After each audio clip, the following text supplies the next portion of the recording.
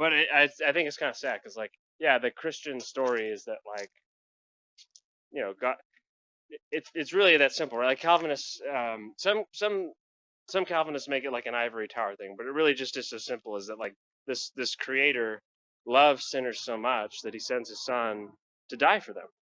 That's the story. So it's easy to lose track of that in the everyday things of life, and especially when you're experiencing suffering. Well, but it's the nature of the procession. If you proceed from the source that is a father, then you must be a son and an only son. This is the nature of a procession. Have you ever heard the word procession?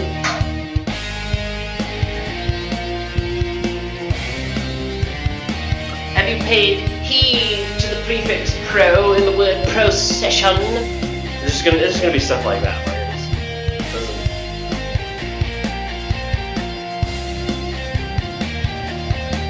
Well, you see, the word responsible, it's in the word. Response.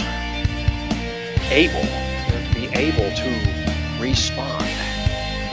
Part of what moral responsibility is.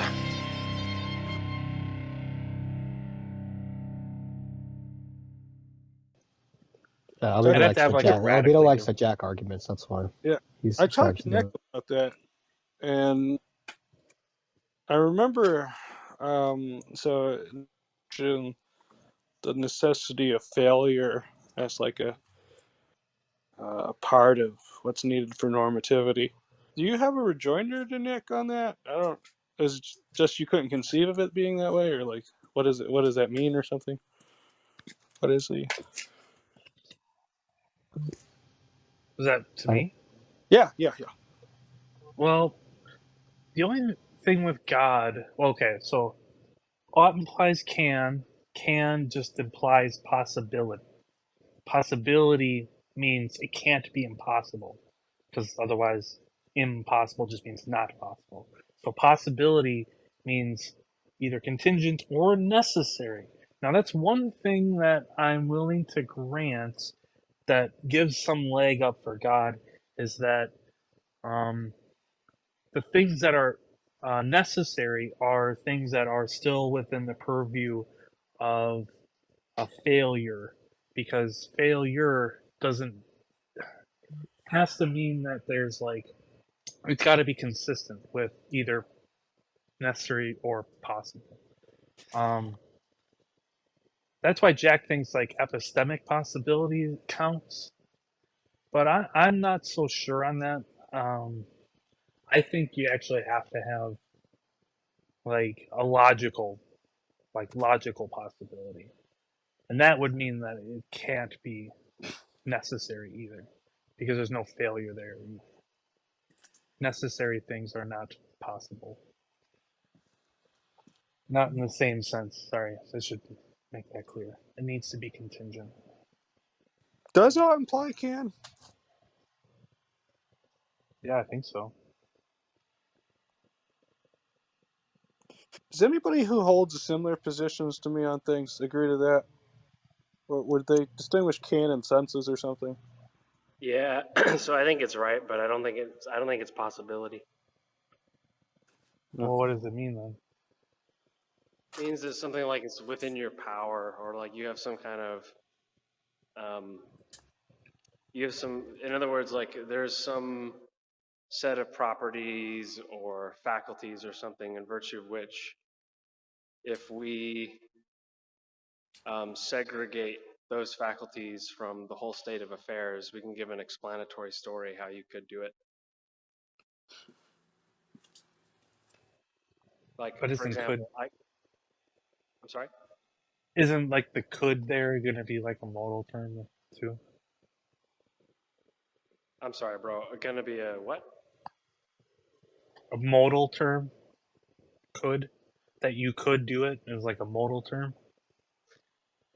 I don't think it's necessarily a modal term, but I think it's going to be correlated to a modal story. So like whatever you say is always going to have modal correlates. So like whatever, yeah, that's why I said like I think the can I'm talking about, a Thomist, for example, is going to be perfectly fine talking about like potencies or causal powers or something like that. Somebody else might talk Sure. about like causal dispositions or causal um, conditions or something like that.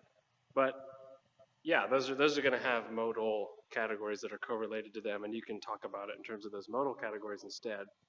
I think it's just a matter of like framing. So like whether we want to talk about it as causal powers, whether we want to talk about it modally, doesn't matter. Um, but I don't think it means like I don't think ought means some kind of categorical possibility. It doesn't mean like all things considered it's possible. It means something like considering the relevant things it's possible. But what are the relevant things? Well, I think it's going to be something like your powers, like your faculties. Okay. Well, I'm fine with that too.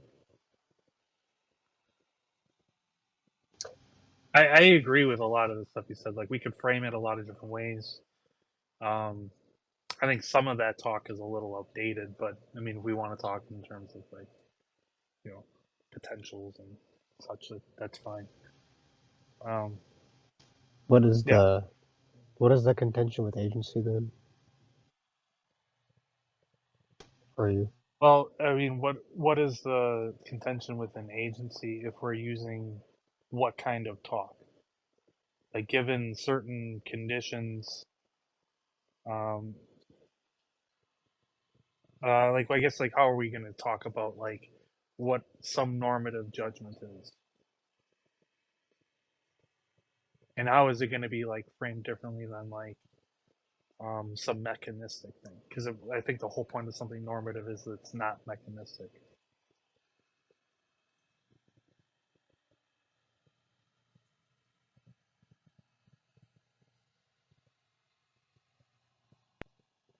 What's the criteria for something differentiating from a mechanism? For example, us. Being Why aren't ontology. we just mechanisms with that kind of critique? Oh, you mean like epistemically? How would we judge it? Yeah. I couldn't hear you. You just there's like background noise. Hold on one second. Okay.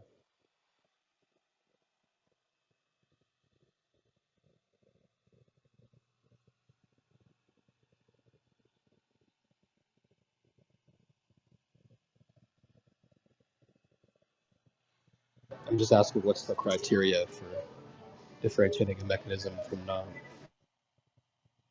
Um. Because you run the risk of saying of having that kind of logic apply to us, and then you're in trouble. Yeah. So it's gonna. Well, I might talk of it in terms of like dispositional talk. So it's gonna be something like when X is disposed to something, it does Y. Um. And so like you talk about it in terms of like a counterfactual that like so that's how you can talk about like things that haven't actually done it before. You can frame it in terms of like the counterfactual. Like if you were to put X in like Y conditions, it will produce some disposition. That will be like the mechanistic account. But under some intention, um, there's not like a guarantee there. There's no um, like you can't talk of it in terms of like that because there's nothing that you only end up with like tendencies. I think. Were you there when I was explaining to Timothy that like physical, like the three like sentences that one of them pertains to like physical laws, one of them talks about like logical laws, and the other one talks of like the space of reasons, quote unquote. Uh, the first one is if we have um, if we know the perfect conditions for like a match being struck, the match will light. Such that if it doesn't light, we would have to revise like our physical laws to adjust to um, why that it didn't light or something, assuming we have all the conditions correct. Obviously, like there might be an epistemic problem with that, but the whole point is like if we had all the correct conditions, it would light. So if it doesn't light, there's something wrong with our laws. We would have to like revise them. Um, then you can move to talk about the same kind of sentence, and it would be uh, a match is stricken, and that would lead to a match is struck. Now that's basically just like the same thing. It's just a logically equivalent sentence essentially. Like the only difference there is stricken and struck. They're just like the same things. You could just place strike. You're just gonna end up with like a logically equivalent sentence. And that just like You is could say the guaranteed. same thing. I think you could say something analogous too, right? Like you would say something like, if the statement "a match was struck" isn't logically equivalent to, or doesn't entail, or whatever, that a match is stricken, or whatever. There is a match that has been stricken, or whatever, however you want to say it, right? Then you would have to revise what you think about your logical laws, or you'd have to revise something about your concepts. Yeah. I mean, we're assuming that like all the concepts are correct, and you have like um the correct like logic. We'll say. I don't really know if that makes sense, but yeah.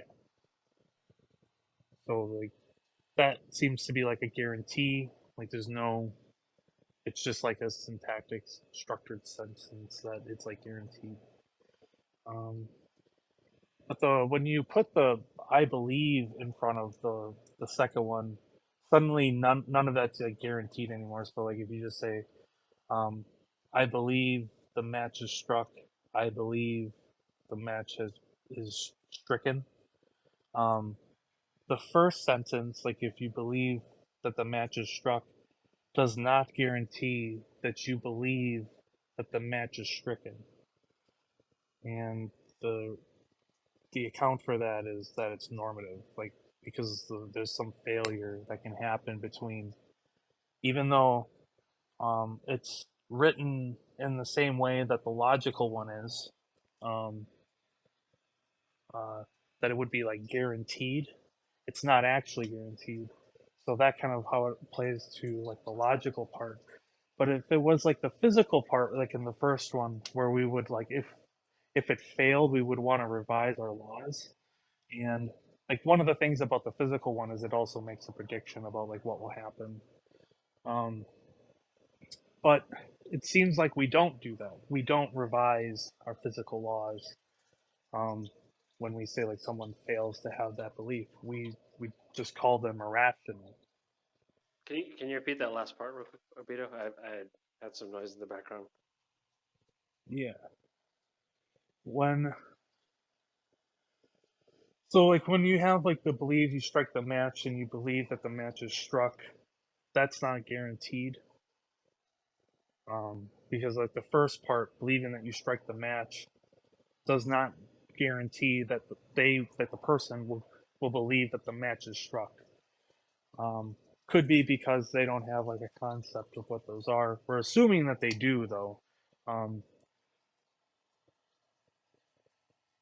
I'm trying to find the exact specific reason for that though, because like I'm running on pretty low sleep and I'm not feeling the best. Why did you ask him about all this, Nick? There's something about normativity. He's raising a contention with agency about the mechanism point. How do we differentiate between mechanisms, let's say, of God, like between agents and mechanisms, I guess. So one of the critiques against God is going to be how do we differentiate? I was saying a Well, criteria of when we look, obviously we can't like apply this straight to God. We have to apply it to things that we think are agents right now, and then it's a question of whether we just suppose God is an agent from there. Um, but if we were talking about things in terms of just the like physical laws, um, when something fails, we would just re evaluate our laws. So in the case where God does something, it's supposed that um, he doesn't fail, right? So every condition of which um, like A leads to B, it necessarily like can't fail, right? Because that's part of what God is. So there's never supposed to be like a revision happening. But then that's going to be kind of strange giving constraints to God, because that's like how you make laws in the first place. It's like the fact that God can't make like a square circle already implies that um, like if A led to B and B was like a square circle, then that's like a failure. And obviously, like God can't do that, then we wouldn't want to say that that's like a failure condition in the same sense. But um, how do you go under revision under like physical laws if you don't have a way to tell failure?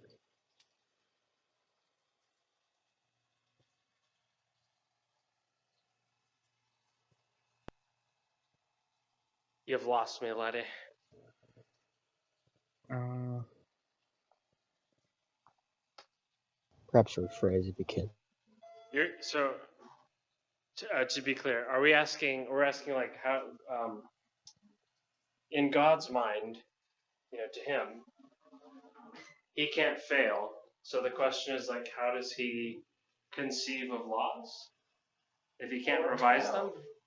no, this is in terms of like God viewing the world. This is in terms of like how we understand God.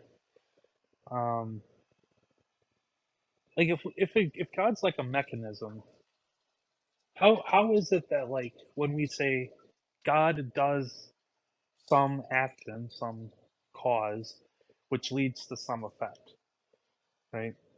Like, in what cases would we ever say like why would we give any type of failure condition to God? Like, why is it that God can't actualize anything?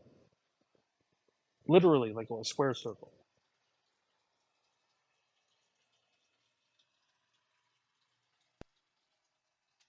Yeah, I don't. To be honest with you, I don't know what you could say if he was a mechanism.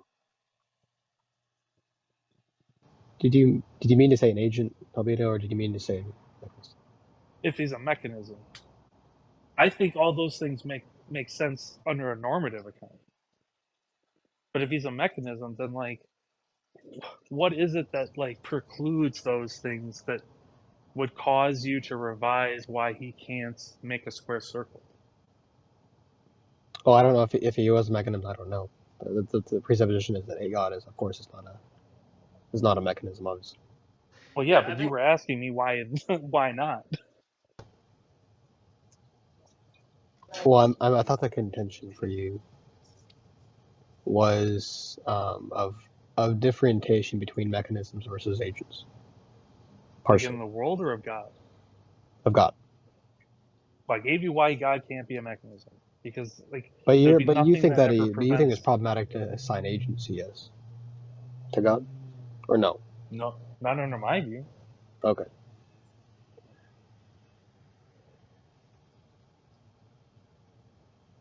Perhaps there was I'm confusion.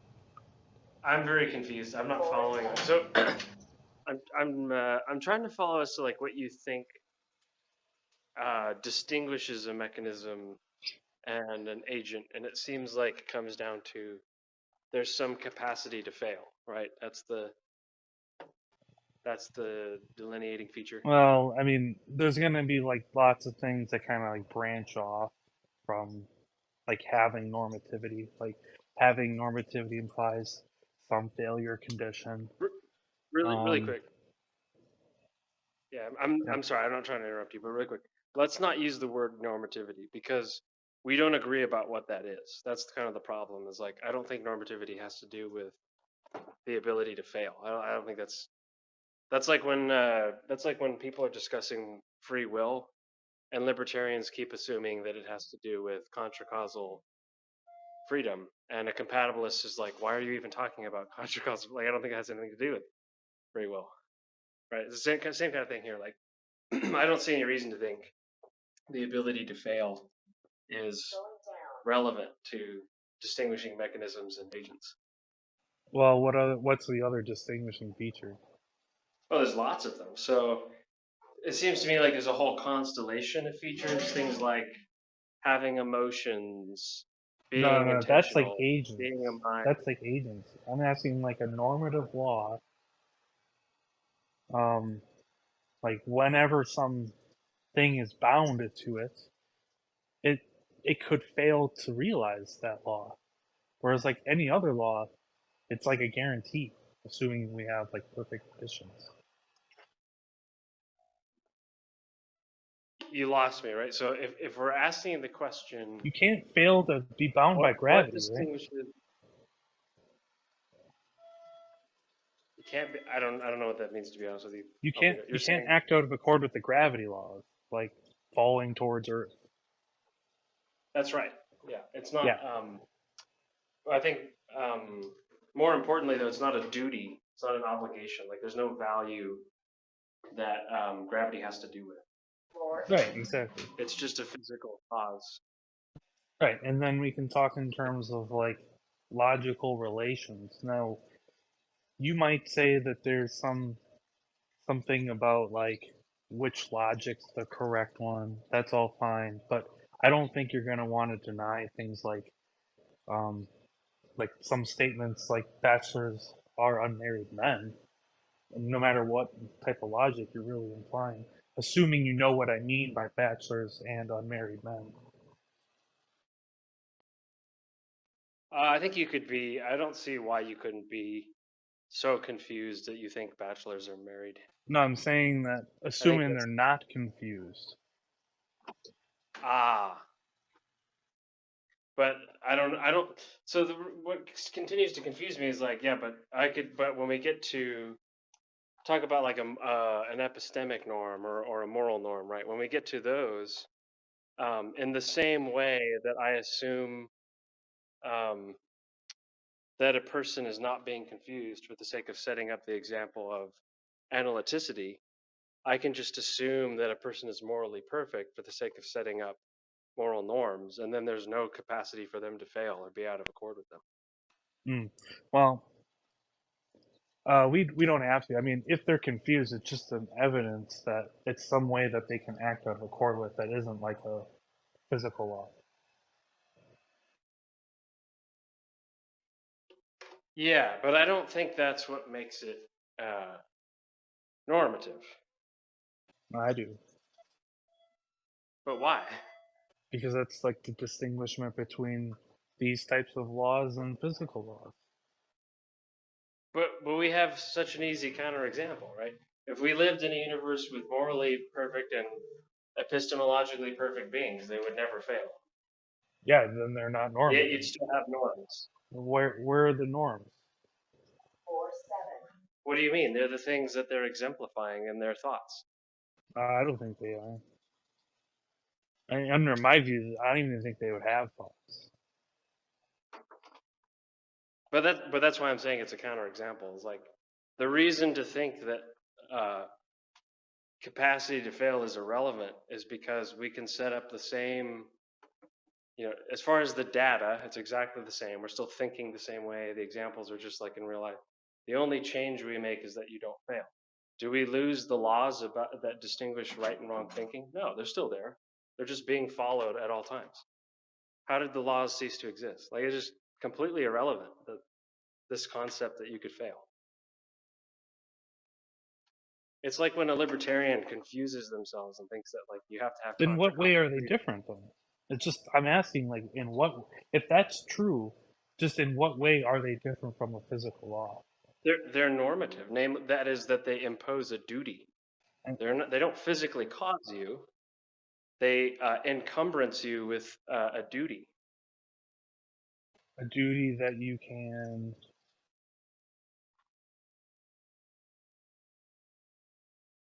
I don't know why. I'm not sure why you're setting it up that way. I was going to say that you can fail. We Not wouldn't necessarily. Not if you're a perfect, right? well, let's just forget about this idea with God for the moment, because obviously that's going to be where the contention leads. Um, can we just talk about standard agents? Now, do you think that there are any normative laws that can't be broken under for us? I'm so sorry, bro. There was a noise. Do I think there's laws and I lost you there. Do you think there are any normative laws that we don't ever fail to break? Like we always are in accord with them.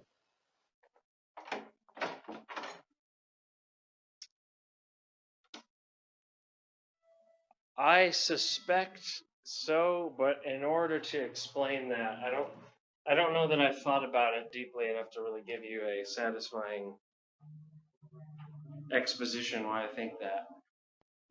Okay. It has to do with like it has to do with like universality of certain norms, like the idea that being a human being constrains us to acting in terms of certain categories, and therefore even the most radically evil person still must operate in terms of um,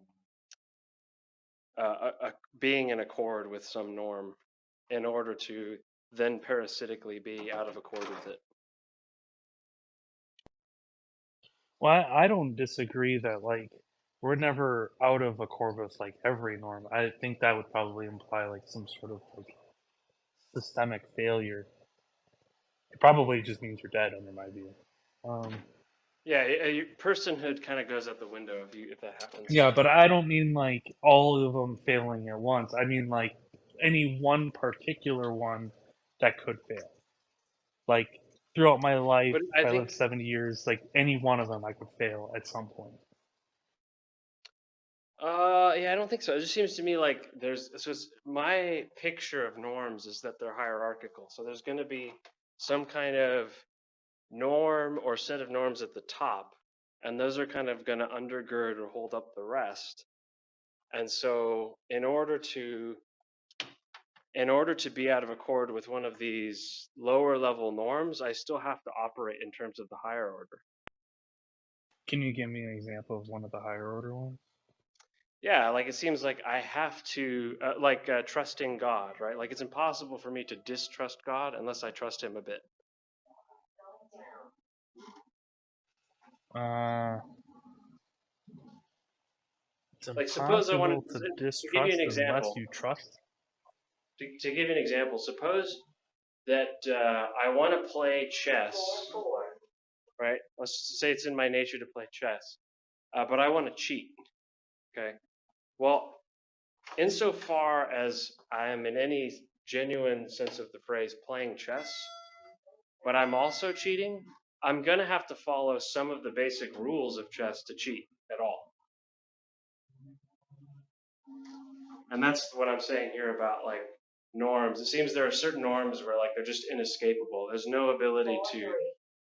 Um, there's no ability to completely violate them. You can be inconsistent in your treatment of them. You can be out of accord with them in some sense, but not entirely. You can only be like parasitically out of accord with them.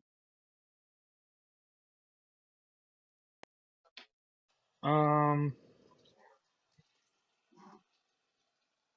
I mean, I think with like the chess stuff, I think I might agree with this hierarchy style view, if you want to put it that way. But I mean, what if you just like don't want to play chess? Like you have like some duty to play chess, like maybe like I feel like compelling by my culture or something. Obviously, those aren't like the norms you're talking about, but I just feel like some duty to do that, and I just don't. Like I'm failing to just do the chess norm at that point, regardless of like the cheating stuff. Yeah, that's why I said it's going to have to do with the universality of norms. Like if these are universal, then it's just going to be the case that whatever has to be true about you as an agent for you to be committed to playing that game is going to be true because you are an agent. It's just intrinsic to being a human.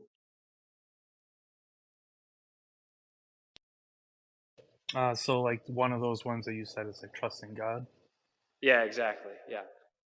So do you think atheists trust God? Yeah, I do.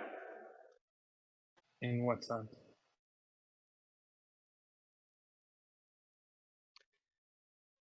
I'm trying to think of like an answer that doesn't seem trivial, but I mean, like, they make decisions as if the world is going to accommodate their plan making and their prudential reasoning and the various expectations they have about what will arise, and that's all trusting God's providence. Well, those are all trusting things, not just like obviously you who hold the view is going to attribute certain things to God, clearly. Um, but they are going to attribute that to God. Now, the question is going to be like whatever's causing it and what they're trusting in, like the cause of that. Um, Whomever, like in both cases, like we're both the atheist and the theist are agreeing, like there's certain things in place that they're trusting something, right? Like why they can get up and go to work the next morning. You guys are just disagreeing on what the cause of all of that is. But to say that you trust something seems like it's like referencing something, like intentionally. And I don't think that's happening with an atheist. They're not referencing it intentionally. Okay, I followed the first part, but you might have to take me back again over that second part. So the first part was, I think you're correct, and you're just saying like, hey Jimmy, like unbelievers aren't going to agree with you because they don't grant that this stuff constitutes providence in the first place, and that's true. But I'm just I'm expounding my view because you're asking me for my view of like why someone would believe that there are these universal norms, or there are these norms in relation to which human beings can only be out of accord parasitically. And I'm saying, well, this is like how I work that out. This is why I think that. And yeah, Yeah. it's going to improve my theology is inbuilt to that for sure. No, Uh, I understand from your perspective. It makes sense that well, this is like the issues. Like, I don't, like, they can't, well, look, this is why I think this type of theology is like kind of weird. Is like, they're at least like professing that they are not intentionally trusting God. They may not even seemingly have a concept of God, but they might be trusting like the earth is going to go around the sun and all of that, which you're going to say is like a kind of like a trusting of God, right? I don't think I can trust Albedo's normative nonsense, though. oh my gosh. I'm sorry. But Freaking continue. no, that I'm done. That was a stone cold dunk on Albedo's views. I was not prepared for that.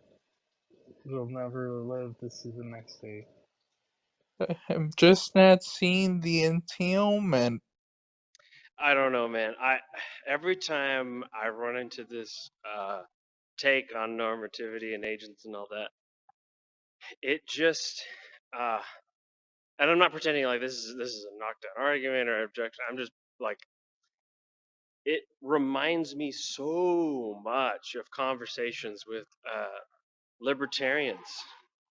Libertarians are so convinced that moral responsibility is tied to contra causal freedom, and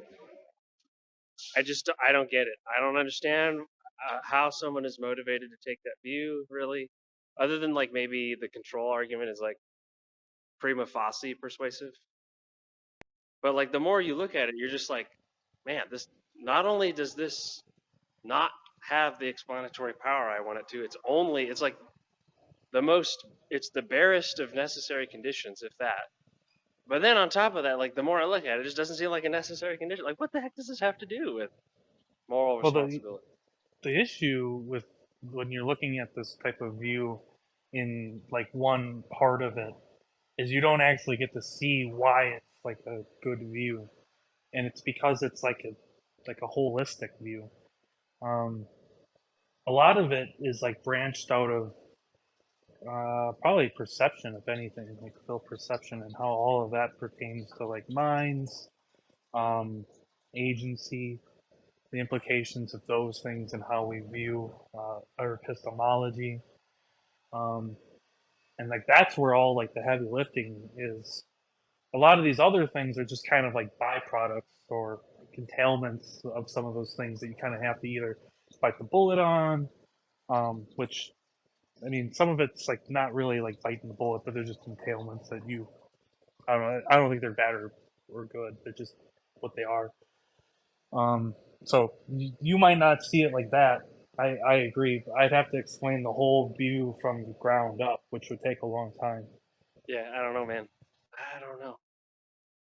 I think I will say, like methodologically, early on when you were talking to Nick and he was asking you about this, it arose that you're approaching this topic